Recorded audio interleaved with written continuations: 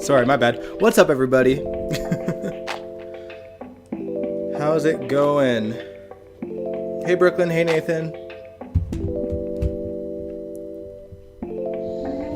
Let's see.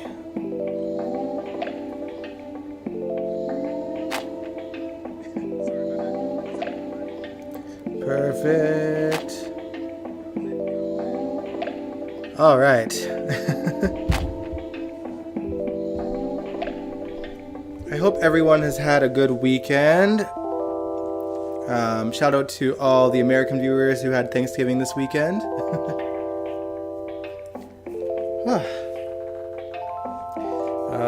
For those that may not know, I live in Canada. Our Thanksgiving was in October, so we did not do anything for Thanksgiving, obviously. However, we did put up our Christmas tree today and decorated our living room, so, you know, it was still pretty festive all in all. And my mom just made sugar cookies, and I got to have one just before I did the live stream, literally just a minute ago. Might have more once I'm done.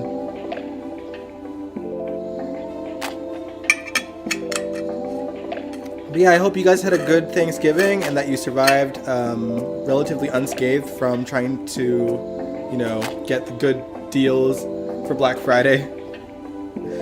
Oh man, I don't know why, it always confuses me that in the States, the day after you celebrate all the things you have to be thankful for, you guys just attack each other for material things. It seems so contradictory. I don't know. I've just always found it fascinating. But y'all know I work in a mall, and even though our Thanksgiving is a month ago, our Black Friday is the same. So the mall was pretty crazy, but less so than other years, I think. It felt like that for me anyway. But yeah, welcome to General Hospital Envy, my GH after show. We had a 4-day GH week. It's so funny, they made such a big deal about the fact that GH was airing on Thanksgiving. So in my head, I was like, okay, we're gonna get 5 episodes, but y'all, we got 4 anyway.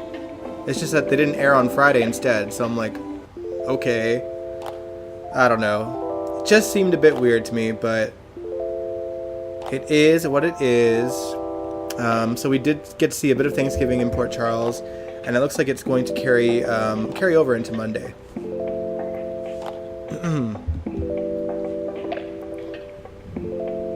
Let me see here. But yeah, it'll probably be a bit of a shorter one, just because it was a 4-day work 4-day episode week. I had to work all 5 days, sadly. But yeah, it's welcome to General Hospital Envy, my GH After Show. We're going to talk about the week that was in Port Chuckles. And we'll kick things off with the youngins of Port Charles to start. Basically, at the start of the week, we kicked things off with Jocelyn taking Adam to GH because he had a panic attack during their finals. And he actually admits to her that he took amphetamine to help him study, which is speed apparently. So not good, obviously. And once he was checked out and cleared to leave, they head back to the dorms, and Jocelyn insists that he gives himself a break and maybe think about if becoming a doctor is his dream or his parents' dream. It's interesting. I don't know how to feel about this story, honestly. I don't know where they're gonna go with it. I'm worried that he's probably just going to be someone that overdoses on these drugs because of the stress of his parents. Adam needs help. Yes, he does, Angel. Yeah, this guy is, he's not handling anything well at all. So, give that man some help. Give that man some help.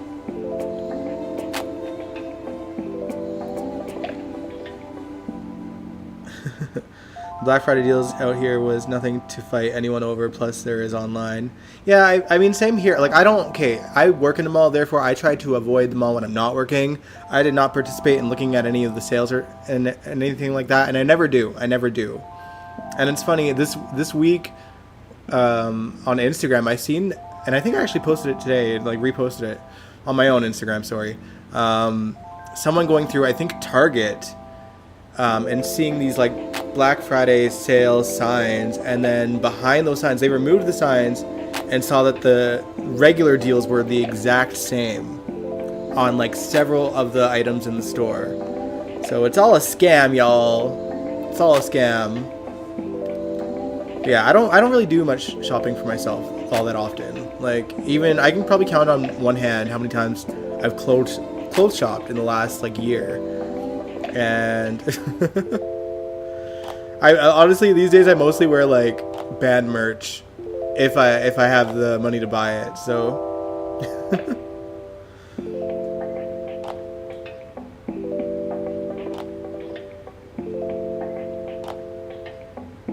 oh, you think they're gonna give Jocelyn a death storyline? That's possible for like, yeah, because they really did, to that end, they did have Elizabeth go out of her way to tell Jocelyn that she's going to make a great doctor with how she handled Adam and bringing him to the hospital and keeping him calm when he was freaking out at the hospital as well.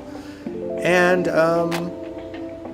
you know, and she seems to be very caring with Adam as well, in the sense that she, you know, he's freaking out about missing the exam, and she was just like, you know what, we're gonna take the makeup exam and it'll be fine. You're gonna do great. Just be easy on yourself. I do love that we are actually getting to see Jocelyn interact with someone besides Dex, and I've said that a couple times with this storyline. I am still a little bit weirded out because it's Maurice's son, and it feels like they're just kind of giving him stuff because of that. But I think that that Joshua is doing a great job with the story so far.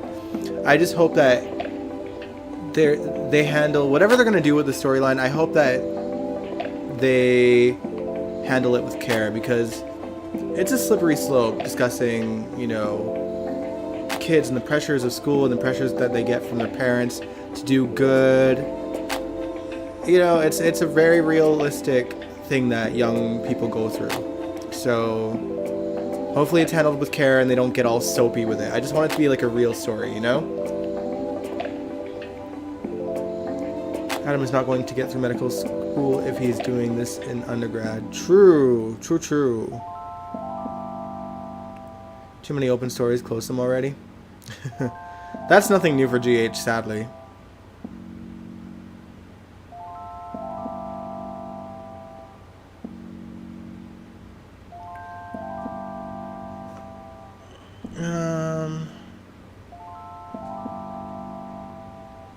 Hey Jacarius.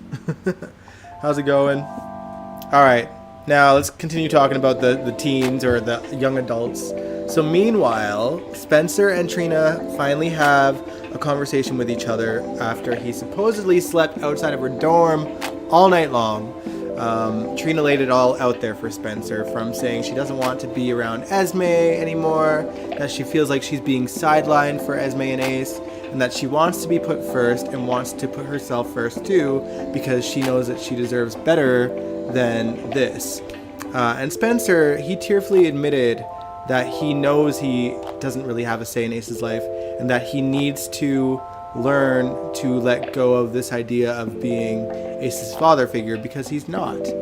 And that he wants to put Trina first. So they kiss and make up for now. We'll see what happens next. I don't think giving Ace up is going to be an easy venture for Spencer, and I've seen that in the way that Nicholas played that, because he's that good.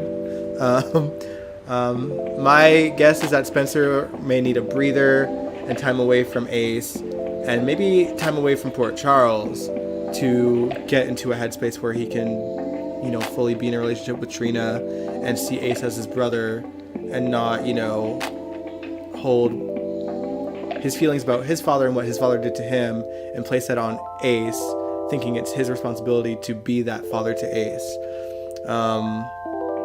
That's my prediction anyway. They gotta let Nicholas go somehow, right? Like, we know he's gonna go shoot his show very soon. So, if he hasn't already done so.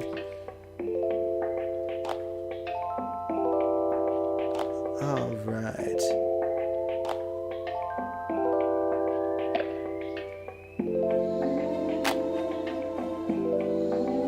I'm glad Trina put her foot down and it needed to be said. Yeah, I really did. Like, I'm glad that Curtis and Marshall were like, you need to have this conversation.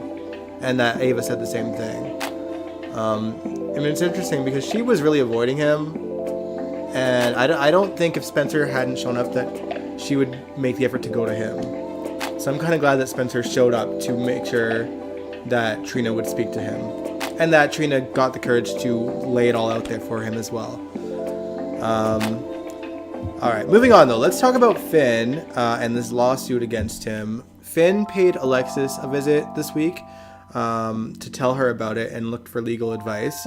And she was brutally honest in that his chances of winning this lawsuit are very slim, even though he knows he did everything he possibly could to save this patient and to, get the patient the right care. And while she can't represent him herself, she does send Diane his way. Unfortunately for him, Diane is already representing that family of the deceased guy because she's been on their retainer for years and years and years. So instead, Alexis and Gregory bring Martin Gray in and ask him to be his lawyer. Alexis is just as honest about the situation with Gregory as she was with Finn.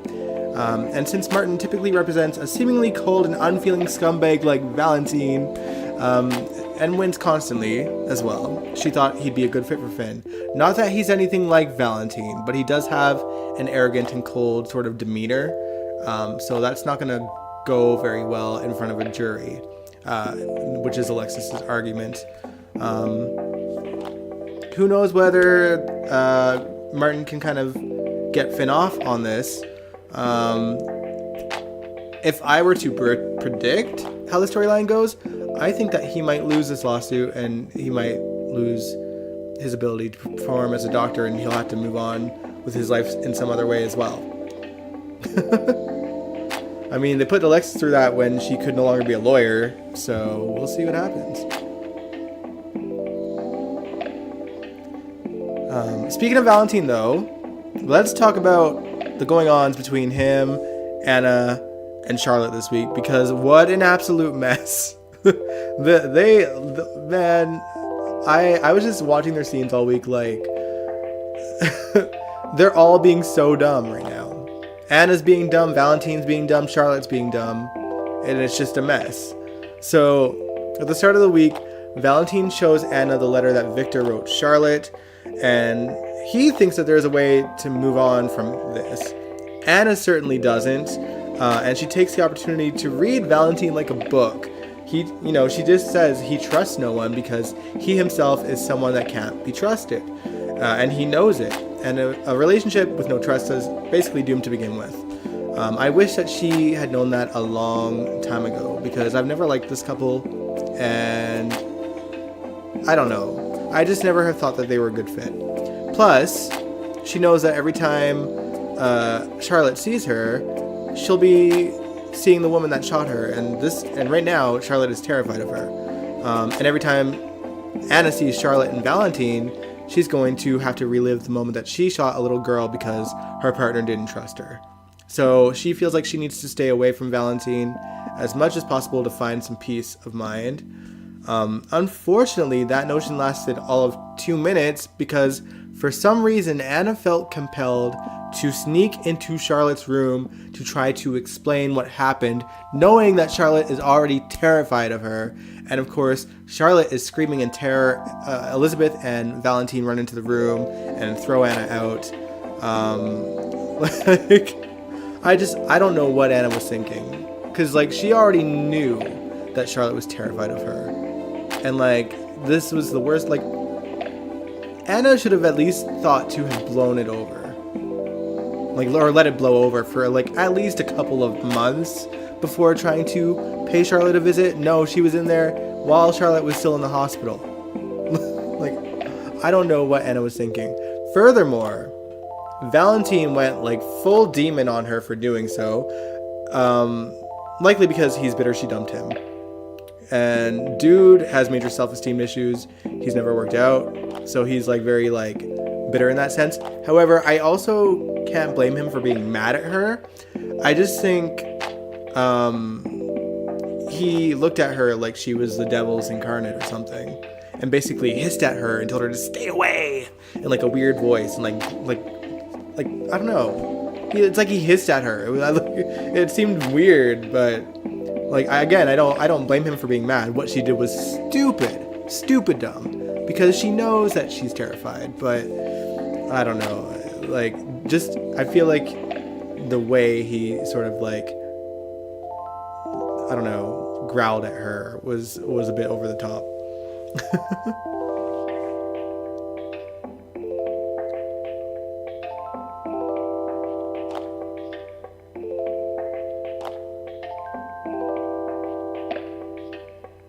Sorry, Kawan, I don't know what you mean. What about Jake and Greg? What does Jake have to do with anything?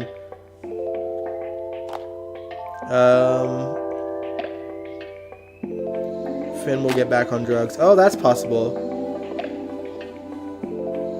Heard Finn's ex-wife is not dead. See, I don't believe these. Don't believe these rumors, guys. Like if you're like, don't see rumors on like website rumors that are like true, because in most situations they're not. They're not. Short of GH letting these spoilers come true. Like I feel like the only spoilers that really end up having merit are like the ones of actors returning.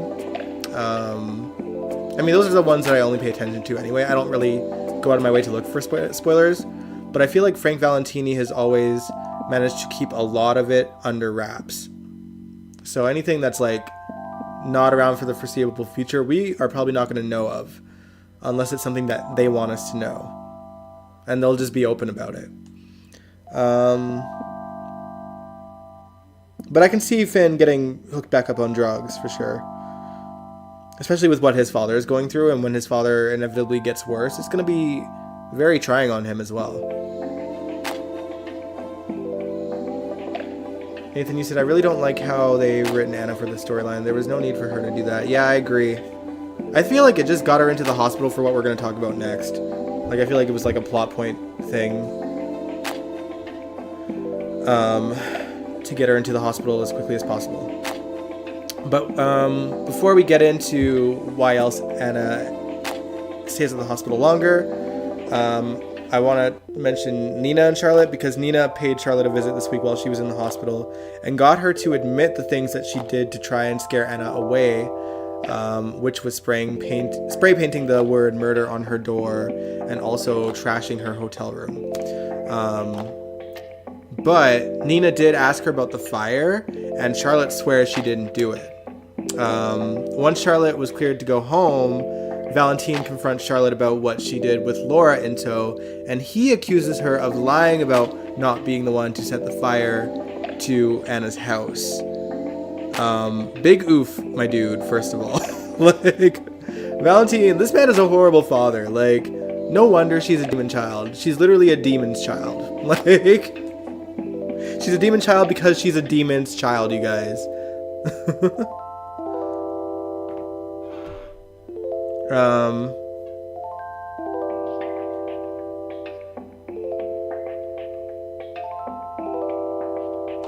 Some of these spoilers are so off, especially the ones that have automated voice on it.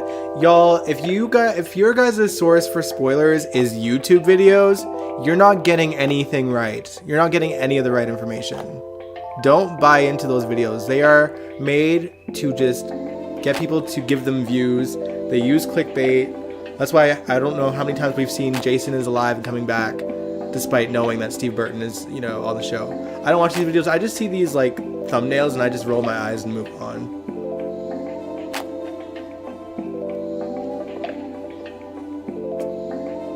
DG, you said, when it comes to spoilers, you have to know your sources. Exactly. I know actual soap journalists like Dan Kroll, who has worked in the industry for 20 years now. He gives me tips every now and then. Yeah, like, you gotta like sort out which sources are always consistently on the ball and right. If you're gonna look into spoilers, like get the sources that are proven right constantly. Don't like go into some random obscure YouTube video and assume that that's Bible. Okay, like you're just gonna set yourself up for disappointment and say, well, I heard this. Why are the writers choosing not to do it? Because they weren't going to do it in the first place. Babies. Okay, like that's how I feel. Oh man.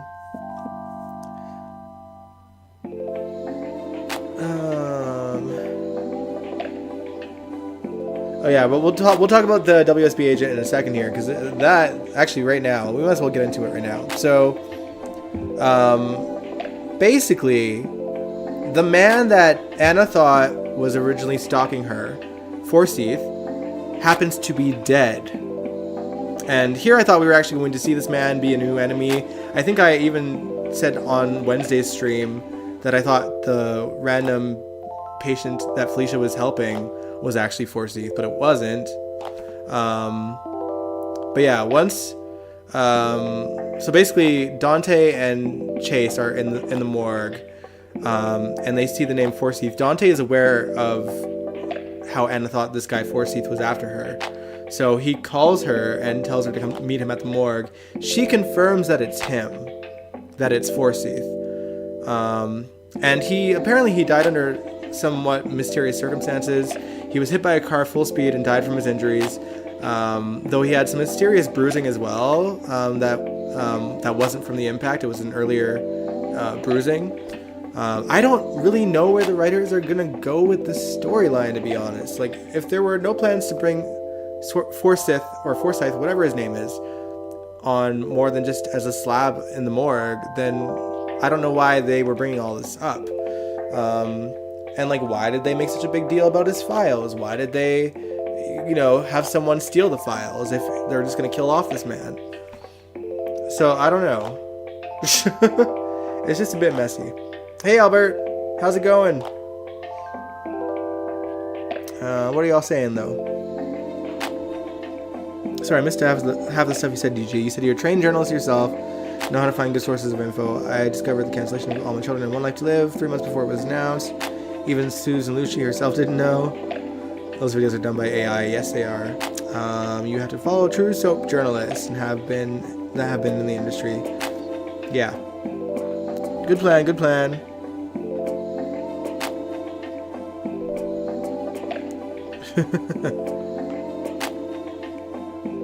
Okay, Ruth. Okay. I just need to know that Austin's body has been found yet. We'll talk about that too. But yeah, before we talk about some of the other going on, just to wrap up Anna's week. Anna is obviously in a bad way by the time Thanksgiving rolls around. She's basically wanting to wallow, but good old pal Robert, he won't let her do it. He tells her to get dressed. He shows up, all chipper and whatever, gets her to get dressed, and then he has a surprise for her, and it's not so little anymore actually, Emma Scorpio Drake. Who they've actually aged without changing the actress. It is still Brooklyn playing her, but they've aged her up to being a junior in college, and she's studying to become an astrophysicist. So, I think they said that she took a gap year, which is why she's like in a lower grade than Jocelyn and Trina and Spencer. But, it just proves that she is the same age. Funny enough, though, the actress that plays her, Brooklyn, her plans are to study to become a nurse. She's actually giving up the acting life to study to become a nurse. And she even mentioned that she was lightly inspired by General Hospital to become one, which is pretty cool. But she did say that she will still try to visit GH if it's possible for her. I don't think she's going to be living in LA anymore, so it might be a bit trickier, but she did say that if she can, then she will make appearances when they invite her.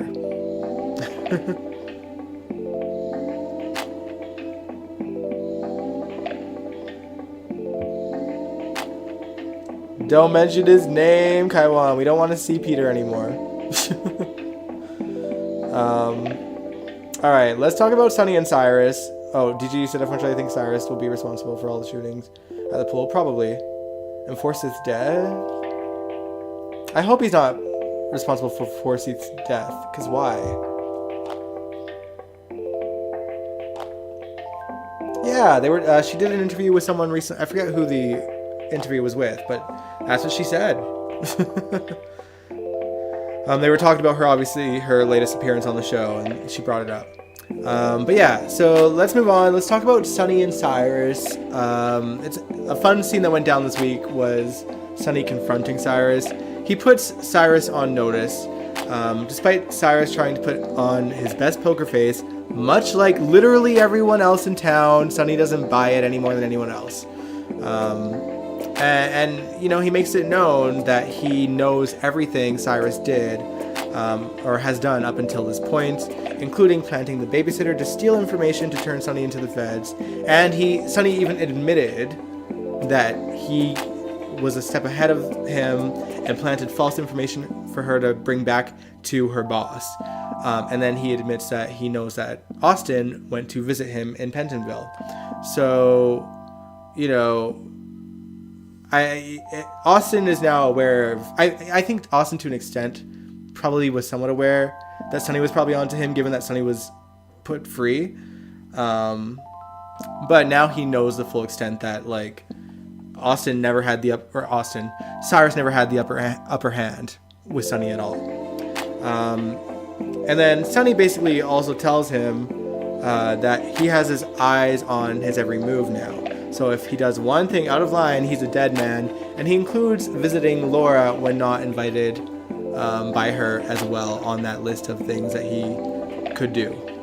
And speaking of Austin, he's still dead. And ain't nobody found him yet. Ain't nobody found him yet. I think it's technically only been one day in Port Charles, to be fair. But it's been like a week for us. So, I don't know. Hopefully they find him soon. Because, you know, this man's door was left wide open as well. After he was killed. And hopefully by the time someone stumbles onto his body, it's not half-eaten by animals or something, because I think he still lives out in the woods, right? Ay. Ruth, I'm not from America, therefore my Thanksgiving was a month ago. In October. DG said, I was so wanting Cyrus to wet the floor so Sunny would slip and fall. I hate how the writers would never let anyone get in Sunny's face. It's so tedious. Well, I think Cyrus, for whatever reason, is convinced he can convince people that he's a changed man. So I think he was just afraid to let go of his poker face because it would be admitting his facade. You know what I mean? I think Cyrus will get his day with Sunny, for sure. Because they didn't pull him out for nothing. You know what I mean? Like, at some point, I think Cyrus will get the upper hand on Sunny. I still think he'll ultimately lose because, let's face it, it's Sunny, and, you know, we know this game when it comes to mob storylines on GH.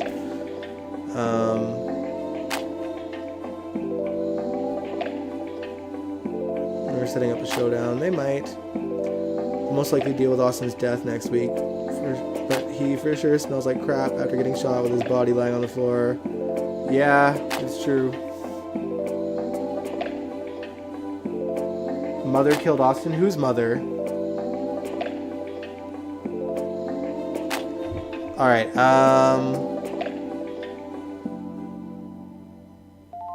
Alright, okay. Moving on. We'll talk about Sunny for one more second, but just different storyline for him this week. We've seen him visit Sasha, and he offers to pay off every dime that Gladys swindled out of her, but she insists that she doesn't need it, despite how adamant he is to do this. So she makes a counter offer saying to donate whatever she had lost to a mental health charity and to put it under Brando and Liam's name. Sasha is also doing a great job at like kind of living her life and continuing on and doing her best to thrive despite everything she's been through. While she's still trying to get in a headspace so she can eventually get to a point to move on from Brando, she realizes that her and Cody working together is stirring up great buzz for deception and thinks that they should continue to work together. She also ends up at the Quartermaines for Thanksgiving dinner, and Leo kept calling her Cody's girlfriend, which she handled quite well, but she did take a moment to see herself out the door and spend time with the lovable alpaca from the photo shoot in the barn. But yeah, I actually really love seeing how Sasha is handling this stage of her life the way that she is. She is being strong and also being honest about where her headspace is at and giving herself enough grace to let herself take moments to kind of be alone, to process, whatever she needs to process when things get a little bit overwhelming for her. And she's being honest with Cody about that as well. So I think that they're writing this story for her quite well, and I'm very pleased about that. Like, I'm glad that she is really strong, and that they're also having her sort of acknowledge that she needs to work on things herself and she needs to figure things out before she can kind of fully thrive and move on with her life completely from Brando and Liam, because since they've died, like, her life has still been a mess. You know what I mean? Like, every time she's trying to pull her head up, there's been some kind of obstacle, and she hasn't really had the chance to process Brando and Liam's death without there being this constant sort of, situations that she's gotten in over the last year. So who knows?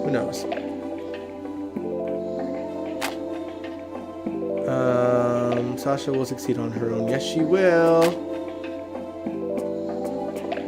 All right, so let's talk about the Quartermaines. Since we were kind of in the subject of the cues already, Ned showed up at the Aurora offices with the intention of telling Michael and Drew about Nina, even though Michael already knows, but he doesn't know that. But Michael gets a call that has to do with the decision made about ELQ, and it makes Ned super angry. Like, he's furious about it, despite the obvious that both Ned and Valentine were AWOL, and someone had to make these big decisions for the company.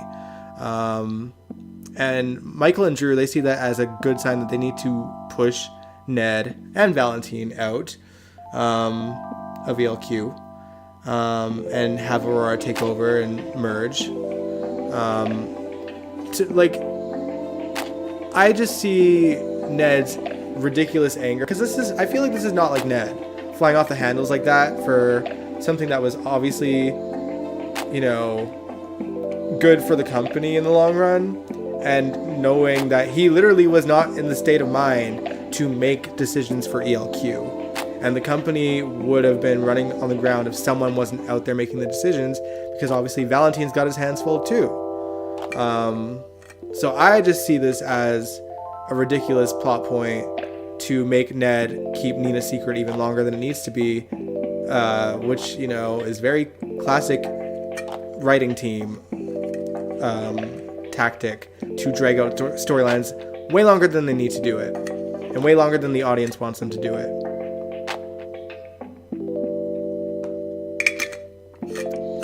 Oh, man.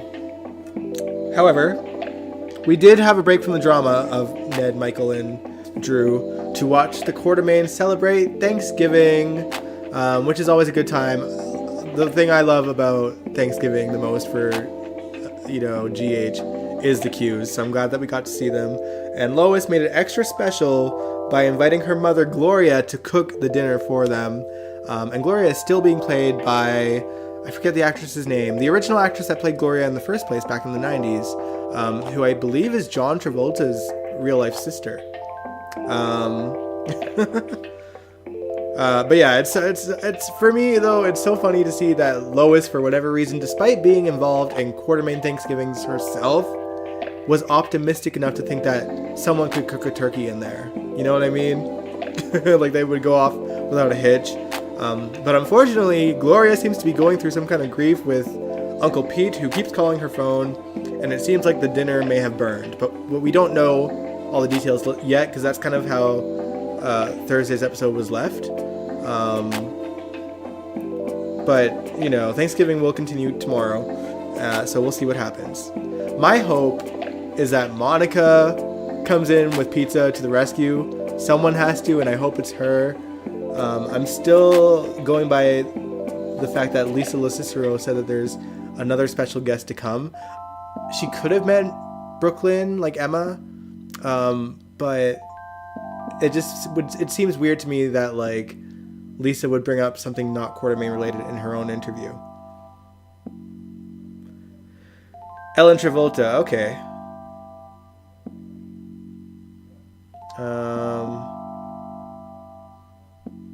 You think who has cancer?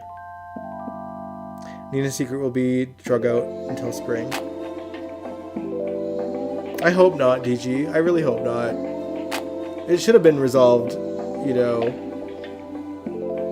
this month because sweeps. But the fact that it wasn't, that makes me mad. At least let it resolve in February. Give us a sweeps month with that. Anyway, though. We also got to see Thanksgiving at the Davis residence as well. Jordan, TJ, Molly, Sam, Christina, and Alexis were all there, and Christina invited Blaze as well, who came in with flowers in tow for Christina. So they really trying to push their potential coupling, even though Blaze hasn't really announced what her own sexuality is. Nor did Christina have a conversation about it with her, I don't think. So I don't know. They're going to be beating around the bush until one of them admits that they're into girls. Or not into girls. We'll see. But yeah. So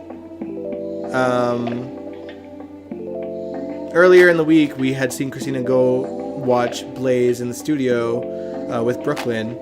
And, she was cheering her on, but then she had to leave because her family called her. Alexis called her to let her know about Molly and TJ surrogate having a miscarriage. But despite that, though, their Thanksgiving at the Davis residence was not a miserable one. Molly held her head up high, and everyone was just being really respectful as they could be, to just let Molly do what she needs to do to cope without judgment, and to not bring things up unless Molly does what she hasn't. They make little comments to each other when she's not listening, being like, Molly's throwing herself into work.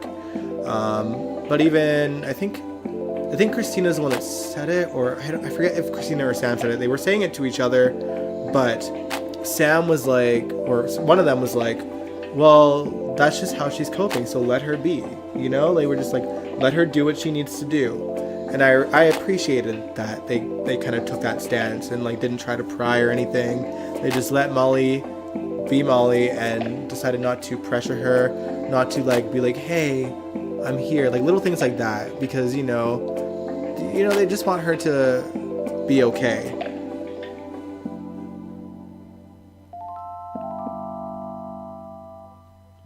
Off topic, I was wondering why the actress that plays Sasha wasn't nominated for the Emmys. I don't know. Do we know that she submitted? Because she would have to submit. Maybe she just don't care. Hard to say, though. Hard to say. The fact that other people have to constantly say that Blaze is flirting with Christina and not Christina knows that, it just shows how platonic all this looks. It's true. Blaze even sang a song with the lyrics, "Your secret's safe with me, that's far from platonic." Yeah, but we don't know necessarily, like, that she's referring to Christina either. You know what I mean? I don't know. Like, Blaze could be talking about someone else for all we know. And until they have that conversation, it's all speculation, right? But, to me, the way that the actresses are playing it, I don't see feelings there. And I can't tell if it's an actor's choice to just like hide it, or if it's, if they're being told to not show it on either of their faces. Because, there's no longing looks happening from either one of them. We're not seeing anything.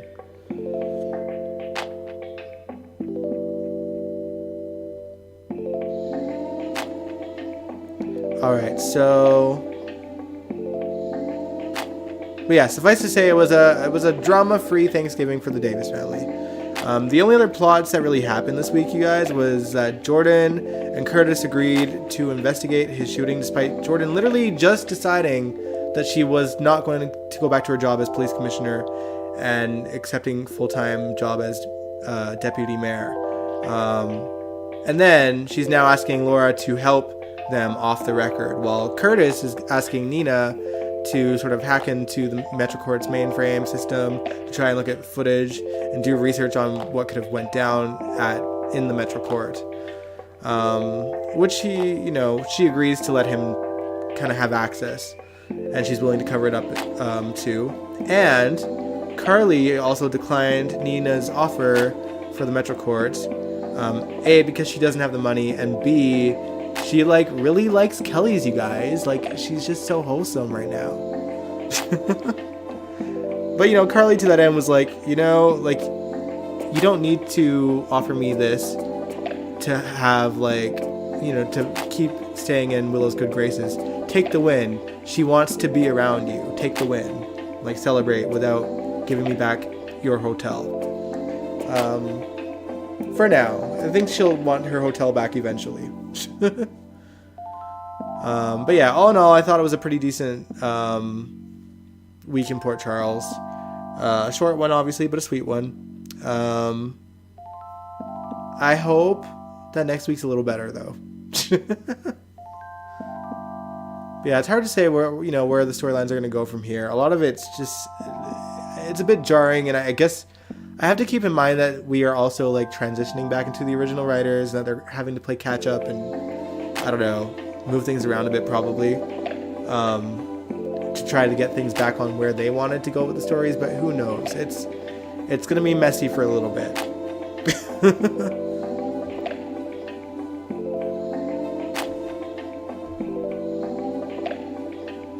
America First, name of her that keep the hotel, Nina. Sorry, I don't know what you mean. Come on. But anyway, can you guys get? They're obviously pushing them together. They're pushing them together, but we're saying that they don't have any chemistry. There's not any. I don't know. They're making these little things to try to tell us that they like each other. I don't know. I just feel maybe Kate Manzi's not into the story and she doesn't want to play bisexual, but that's just my speculation. And Blaze, who knows? I don't think that she's neither for nor against it, but we're not seeing any longing looks. They're just trying to make it this thing, and there's just nothing to it. I don't think that they have romantic chemistry with each other, that's all.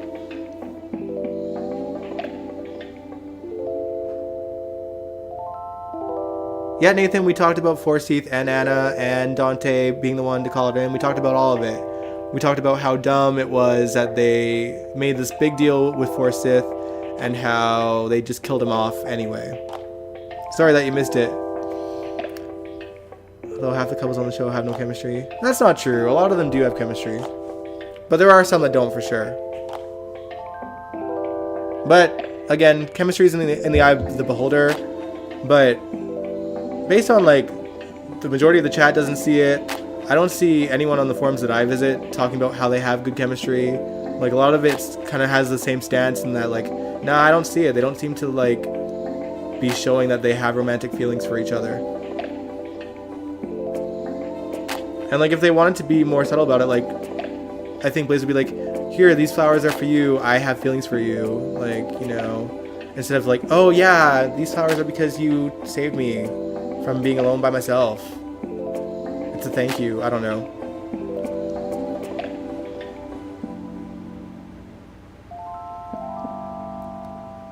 I think what the Sky Brothers wanted to do was pair Anna with Forsyth, but with C and D back, they killed him off. Typical writers.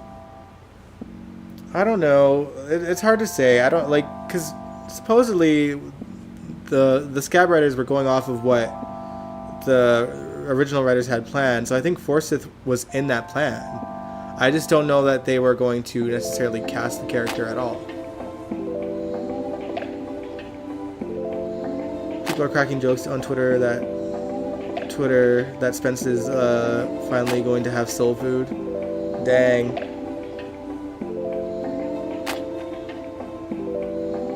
Kate seems for it when told Steve Burton that.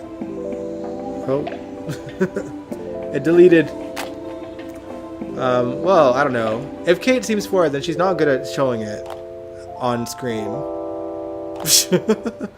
Like, are they like? Is she? Like, I don't know. Is she supposed to be playing Christina as if she's interested in Blaze? Because I don't see that she's interested in Blaze.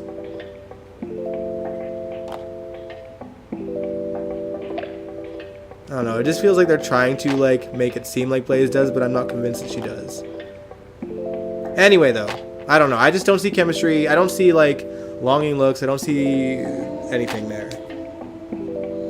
And I'm not saying that the writers aren't trying to make it seem like there is something, but if that's the case, the actors are not doing a good job at like selling that that's where they're going to go with these characters.